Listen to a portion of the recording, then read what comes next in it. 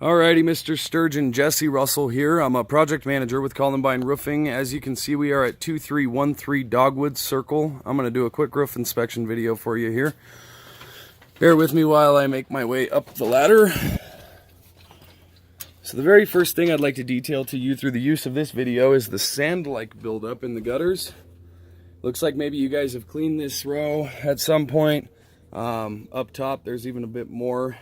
This is called granule loss. It's really just the first indicator that gives testament to the fact that you've had wear and tear on the roof, and then ultimately to the age of this roof itself. Next thing I'd like to point out before I make my way up is your lack of drip edge flashing. Drip edge flashing by building code in this jurisdiction is a 2x2 inch L-shaped flange of metal that would go 2 inches down over the face of the gutter or over the fascia, depending on where you are on the home, and then 2 inches up below the shingle. What this does, Mr. Sturgeon, is simply encapsulate the edge of the home and protect you against wind-driven rain, ice damming, and ultimately water migration at the eaves and the rakes of the home. When these homes were built, it was not building code to have that flashing. Since that time, it has become building code, and so in the event of a replacement from insurance, that is something they would be responsible for purchasing. Next thing here, before I get up onto the actual main slope of the home, if you'll notice this flange of metal running along your head wall, all the way around the perimeter of the home, this is known as head wall flashing and should really be covered by what's known as a beauty course, which is simply one more row of shingles layered over the top of this flashing so as not only to be more aesthetically appealing, but to hide all of the exposed nail heads and any of the seams where you're left susceptible for water to migrate. Making my way up onto the main slope. The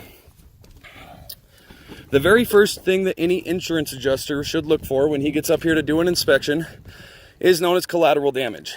Collateral damage are simply signs and indicators that give testament to the fact that you've had hail. What I like to do is run a piece of chalk over the top of the rain cap. What this does is detail to us all the different indentations that would have obviously been caused by hail. The adjuster will do the same thing. You've also got removal of paint around the fixture. All of these things, and the buildup of residue here, these all give testament to the fact that you've had hail. Once an adjuster verifies that fact, the next thing he's going to be looking for is known as spalding. Spalding is where hail strikes a shingle and removes the granule to expose the fiberglass undermatting, and these bald spots I'm pointing out are exactly what that looks like. So the way that the insurance actually classifies this damage is within a 10 by 10 square foot area.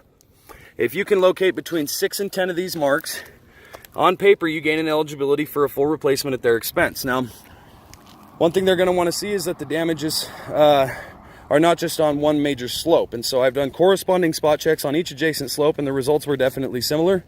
Most of our storms in Colorado come from the southwest. As a result, the southern and western facing slopes catch the brunt of the damage. That is definitely the way that the damage played out on your roof. In my professional opinion here, I would say that you definitely have enough hail damage to qualify for an insurance claim, and ultimately, it is time you know your options. This roof is definitely showing its age and due for a replacement. Again, my name is Jesse Russell. I am a certified roof inspector with Columbine Roofing. I'm gonna go ahead and sign off. Thank you for the opportunity to get you up to speed here.